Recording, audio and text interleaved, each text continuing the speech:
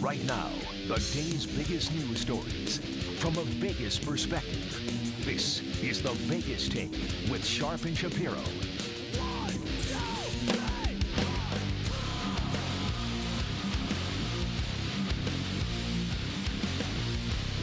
All right, good morning, Las Vegas. We made it to a coronavirus Friday. Welcome to the show. It is the Vegas Take. Sharp Ed Shapiro, broadcasting live from the Brian Shapiro Studios, also known as my kitchen table. But yeah, we're back at you. We're live, trying to give you the most relevant information that we can. And of course, we want to hear from you. This show is about you. We know a lot of people are struggling out there, regardless of our political differences, regardless of our difference of opinions, regardless of your situation. There are people that are struggling out there. I don't think anybody is happy about what we've been having to go through over the course of the last 4 to 6 weeks. It's a brutal situation. Yesterday, we tried to have a little bit of fun because it was my 40th birthday, and, you know, we had Oscar Goodman on singing me happy birthday, comedian George Wallace, and it was more of a lighthearted show, trying to make people laugh in these very difficult times. But, you know, the coronavirus situation, this is going on.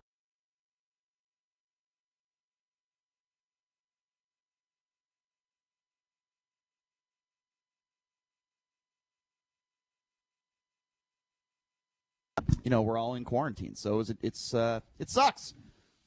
But you know what? I'm one of the lucky ones because I'm still able to work. I'm still able to have a job and earn money. And I know there's a lot of people out there struggling. I also know there's some people out there that are on unemployment that are actually making more money on unemployment than they would be if they were working. So that's an interesting thing that should be talked about as well. But I want to talk about starting with the president, of course, but, you know, not all our politicians are seeing eye to eye on these subjects. Not all of our politicians agree, including our own mayor right here in Las Vegas, Carolyn Goodman, who is not seeing eye to eye with our governor, Governor Sisolak. So that's something that we're definitely going to talk about here. But I want to start with this. This was Donald Trump yesterday.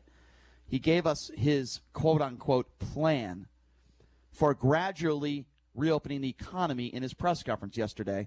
Have a listen to this. We have states through a lot of talent are in a very good position, and they're getting ready to open. And over the next very short period of time, it's going to be up to the governors. We're going to work with them. We're going to help them. But it's going to be up to the governors. I think you're going to see quite a few states starting to open. And I call it a beautiful puzzle. You have 50 pieces, all very different. But when it's all done, it's a mosaic. When it's all done, it's going to be, I think, a very beautiful picture. Okay, first of all, what the hell are you talking about, Mr. President? This isn't a puzzle. We're talking about lives, okay, with your stupid analogies, number one. A beautiful puzzle. Just doesn't make any sense at all. But, you know, the big issue here is not, to me, at this point, not Donald Trump. It's the governors. A lot of the governors are not agreeing with how to approach this thing, and our own mayor doesn't agree with our governors. So this was Mayor Carolyn Goodman. She did an interview with Channel 8, and this is Mayor Goodman basically, you know, calling this whole thing, as far as what Sisolak has done, insanity. Have a listen to this. You know, I think the insanity of it, of the whole thing, was that we jumped into it without a plan, without proper information, without looking at history. And that's why we're a civilized society. You learn. And so we've never closed down the country. We have never closed down the state of Nevada. We have never closed down any state, ever. And so, to me, that is not rational. All right, so let me start by saying this. We had Oscar Goodman on the show yesterday. I love Oscar. I've known him for over a decade. He's a great guy. I have a tremendous amount of respect for him, and I have a lot of respect for his wife at all. I could not disagree. I think Carolyn Goodman has made a very big mistake here. First of all, calling it insanity. Okay, so if this has never happened before, what is your reasoning for opening up the country today? She doesn't say that. If this is insanity, and why she would even use that word is ridiculous. You know what would have been insane? If Governor Sisolak kept the Strip open, that would have been insane. What do you think we should do, Mayor Goodman, with all due respect? Open everything up and put everybody at risk? It makes absolutely no sense at all. So this was Governor Sisolak's response to some of the critics, including the mayor, I would imagine, at yesterday's press conference. Have a listen to this. I know It's tough to stay home. I understand that. But it's tough for it to have Nevadans die on your watch. I fully understand that. And those are the instances I have to weigh. And I'm putting the lives of my fellow Nevadans ahead of any dollars. And we will open when the time is right. When the experts tell me and the data tells me that it's okay to open, then we're going to do it.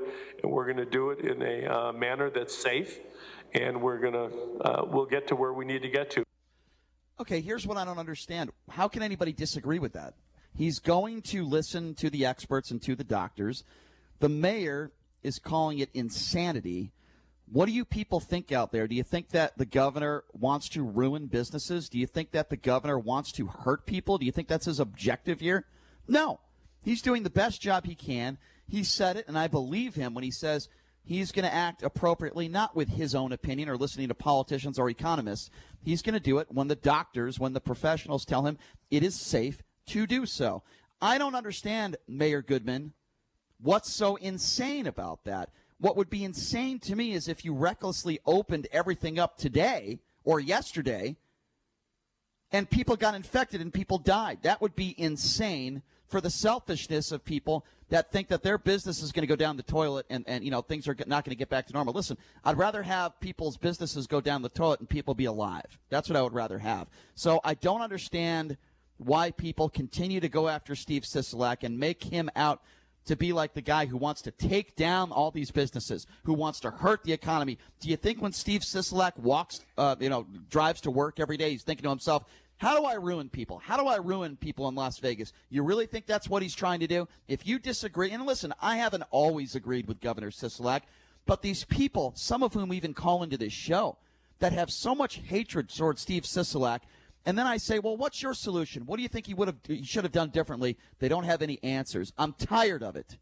When I criticize Donald Trump, and I do on a regular basis, when I go after him, I tell him why I think he's doing it wrong, what he should do differently. I come up with reasons. I come up with examples. So if you're going to call into this show at 257-5396, again, the number to call if you want to be a part of this conversation, 702-257-5396.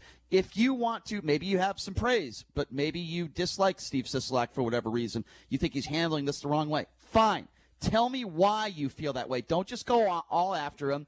Tell me what you would have done differently. Tell me the mistakes that you think he's made. I'll tell you what I think he did. I think he saved lives. I know he saved lives when he decided to close down the Strip. I think he showed some fortitude and some cojones, so to speak, for doing that. So the number to call again if you want to be a part of this conversation is 702-257-5396. Again, 257-5396. And I ask you this question. Do you agree with Mayor Carolyn Goodman? Do you think this is insanity? And I don't. She didn't mean insanity like insane times we're living in. She was basically calling out the governor for what he did as insane. She called that, if I could just finish, called that insanity. Okay? Now, do you agree with Carolyn Goodman? Or do you agree with Steve Sisolak? That's what we're talking about here. And again, that number to call, 702-257-5396. She was not calling only what the governor did insane. She specifically mentioned the country being shut down as well for the first time ever, Brian. So that was part of the insanity she integrated into her statement. And I think that Governor Sisolak had no choice but to shut down the Strip once the public was fully aware of what was going on, once you had celebrities getting the virus, once there was travel bans. I mean, no one was going to come to the Strip at that point. And we've gone over this multiple times. The Strip was going to literally burn money at that point. But, Brian, when you're unemployed, the chances of you dying goes up by 60%. An unemployed person has a 60% chance higher of dying than an employed person does. And right now, the state of Nevada has 350,000 unemployed people, Brian. The rate is going to hit probably 20 to 25%. Right now, there have been 3,241 cases and about 132 deaths. So if you have 400,000 unemployed people in Nevada, let's say, for 3 or 4 months, what are the chances that you're going to have more of those, considering the fact that if you're unemployed, you have a 60% higher chance of dying? What are the chances? Some of those are going to die. You're also forgetting, if I could just respond to what you just said, you're also forgetting the fact that almost all of these people that have recently lost their jobs, and I would imagine those are the people that you are talking about, are able to collect unemployment. In fact, some of these people are making more money now than they did when they were employed. You're allowed to get unemployment. You're allowed to receive a stimulus check, but you're not adding that into account. I am adding that into account, but it doesn't make a difference. They're still at home. Doesn't make a difference. They're not. No, so they're making more money than they were working, but that doesn't make a difference. They're not working right now, Brian. They're at home. They have no stress release whatsoever. If they have addictions, they're with their addictions. So again, they have extra money to pay for their addictions. So because people have addictions we should reopen the country. Without responsibility, Brian. We do this every day. No, well, yeah, because you keep saying the same thing. What is your you point? keep saying saving lives, and actually, Brian, you're not. Because when you're unemploying 400,000 people, you're not. So you think we should reopen the country? What is your reason for bringing this up? I think that opening the country the way that was described yesterday it's a great idea. Absolutely. So right now we should reopen the country. What? Every single state? Yeah, I'm asking you. No, Brian. Did you listen to the press conference? Yeah, I listen to every press conference. Yeah. I listen to this every day too, and it doesn't make any sense to me. You say the same thing. I say the same thing, but I come at you with facts. You say we're saving lives. You don't really know if we are or not. You really have no idea how fast this virus spreads. No, you really don't. Do you? No, that's the whole point. None of us do. Here's what we do know. But I do know that. I do know. This is I do know that 20 times more serious than the flu. Actually, we don't know that, Brian. Actually, look at the deaths and look at the death toll. We don't know. Yes, we do. No, we don't. Look at we the don't know death the toll. mortality rate because look at the death toll. What are you talking about? We don't have widespread because we don't have the asymptomatic cases. Look at the numbers you're talking about. We don't know who has had this. We don't know who. How many people are infected and are dead right now, according to the stats? Answer that. According to the stats, there's 700,000 infected, and there's about 35,000 dead. And what is the percentage of that? 4,000 of which were just added in New York, what is so the it's actually percentage more of like that? 30. And what's the percentage of that? But you're not factoring in asymptomatic cases or mild cases, people that weren't tested. So again, what is your point? You just think we should reopen everything? My point is that the mortality rate is a lot lower than you think it is, Brian. And I've been saying this isn't for a while. as serious as you think it Brian, is. Yes. Actually, here's a stat for you. If you're 85 years old, without the coronavirus, what are the chances that you die within 1 year in the United States? Do you have any idea? No, I don't. Tell me. The answer is 9.6%. With the coronavirus, it's about 13.6%. Mm-hmm. If you're 75, it's 3.9 to 8.9. And your point? The disparity is, obviously there's a disparity there, but is it worth unemploying the entire country? Well, this is where we that's the question.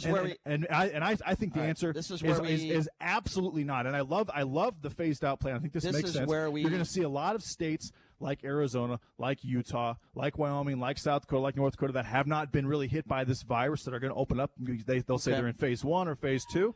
What'll be interesting is if Democratic states that should probably open up don't open up when Republican states do for partisan purposes, and they hurt their own economy in the process. We'll see what happens with all that, Brian. But honest to God, the chances of you dying unemployed are 60% higher than they are when you are employed.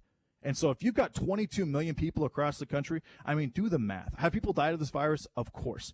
But this virus is making the chance of you dying bigger, definitely bigger if you're a specific age group. If you're 35, 25, 45, it's almost the exact same. It really does not affect a lot of people in that age range, at least from a mortality perspective. So I love what happened with the phasing, with the phases of the country being opened. I think it's going to work out very, very well. And you really don't know what the mortality rate is, Brian, because there has not been widespread testing. There has been of those who are severe enough to go to the hospital, or who have underlying conditions, or who are diabetic. But those like myself, Jason Stein, Campaign, among a lot of other people out there, we could have the virus. We could have had the virus at some point, but we have no symptoms to it. We have mild symptoms to it. And so you have to factor all those in. And right now we've been working for a month and a half based on incomplete data and making these decisions. And unemploying 22 million people, 400,000 of which are in Nevada, in my opinion, it does not guarantee to save lives. You want me to talk now? Can I talk? Yeah, absolutely, of course. Thank you. We have a very big fundamental difference, and you talk about this every single day, and it drives me nuts.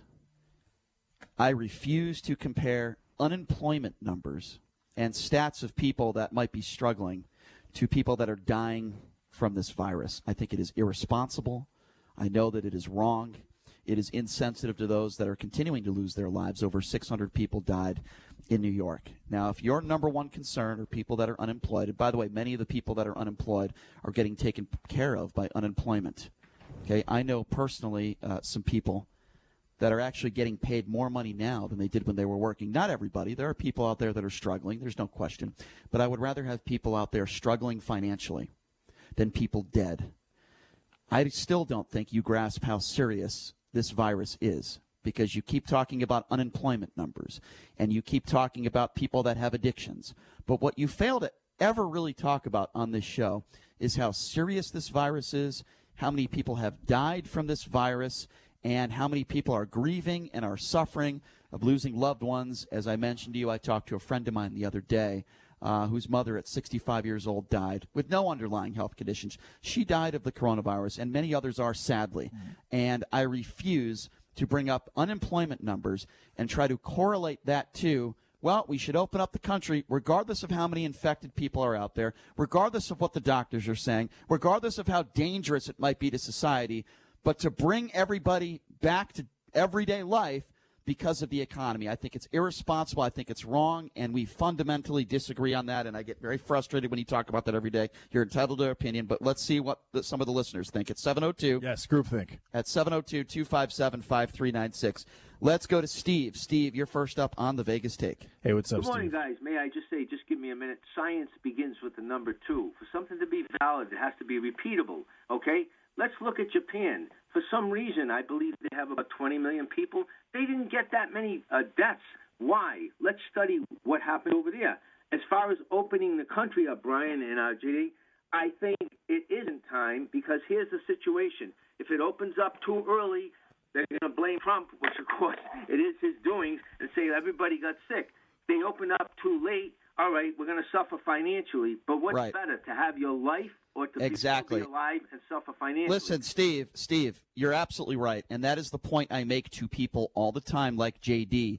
Is there a chance that if we open up too early, more people are going to die? Yes. Is there a chance if we open up too late, the economy is going to continue to suffer? Yes. Weigh those two. What is more serious? In my opinion, and I think in most people's opinion, you'd rather have the economy continue to suffer a little bit than people die. To me, that's the issue. Right. Brian, can I make one last point? Yes, sir. I get a lot of calls. Thank you. Yes, sir. I just want to say, a lot of people, 90% of the population, don't know how to analyze statistics properly. When JD said about 65% of the unemployed have a 65% higher risk, let's look at the categories. Maybe some of the people had previous health conditions. Maybe some died in car accidents. You can't lump them all together. To just say that 65% increased probability of death just because of unemployment, you must include all the other parameters. One last note, guys, then I'm going to go. 50% of all the people who got in car accidents brushed their teeth and ate a hamburger the same day. What in the name of God has that got to do with anything? Nothing. Have a good day, guys. I agree with you, Steve. Good call, Steve. Appreciate it. 702-257-5396 is the number to call. Let's go to Glenn. Glenn, you're next up on the Vegas Take. Hey, what's up, Glenn? Hey, how you doing? I got 2 points. I think Sisolak and Goodman are both partially right. I think we should keep the casinos closed, but you could open up some of the smaller businesses locally, because it's the casinos that's going to spread the virus more than the local. Can I comment on that, Glenn? I think that is a strong possibility that at some point down the road that will happen. Glenn, it is my personal opinion that I don't think the Las Vegas Strip is going to be open for months. I mean, it's not going to be open for a while. But you're right. I have heard that before, and I think there's a strong possibility that could happen, where some of the small businesses, maybe even some of the local casinos would be open.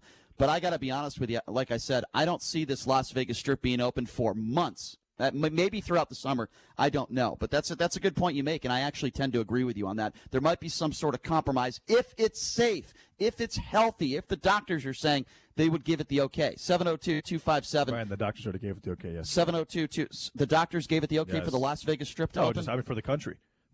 For the governors to make the decisions based on what they think makes the most sense for their states. Okay, so what doctor said it's okay to open up the Las Vegas Strip? Because that's what we're talking about. No, I'm saying the doctors. You keep talking about so are there different doctors now in Nevada than there are Dr. Fauci and Dr. Birx? Those aren't the main doctors. Okay, now? I'll answer that. Dr. Fauci and Dr. Birx are obviously working within the Trump administration. Now the governors have the access to call those doctors if they do so, if they want to. But Governor Sisolak has his own experts and his own doctors, as every governor does throughout the country. Okay, so the doctors, the absolute doctor, the expert changes based on who is making the decision. Then, okay. What do you mean the expert? Well, you've been calling Fauci the utmost expert for all of this. You know, when Fauci says we can open up the country, we're going to open up the country. Well, now Fauci says we can't open up the country. It's not. Birx says we can't open up the country. So you say, well, let's wait a minute here. Sisolak might have his own doctors to make these decisions. First of all, I watched the press conference. Dr. Fauci didn't say, yes, we can open up the country. I don't know where you're getting that quote from. He did not say that. I know exactly Dr. what he Fauci said. and Birx together put together those guidelines. Yes. Phase 1, Phase 2, Phase 3. But that's not implemented right now. To get the country. No, but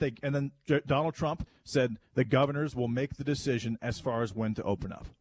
That's exactly what happened. But they didn't say in that press conference yesterday that they were ready to do that, Phase 1 throughout the entire country. They never made that statement.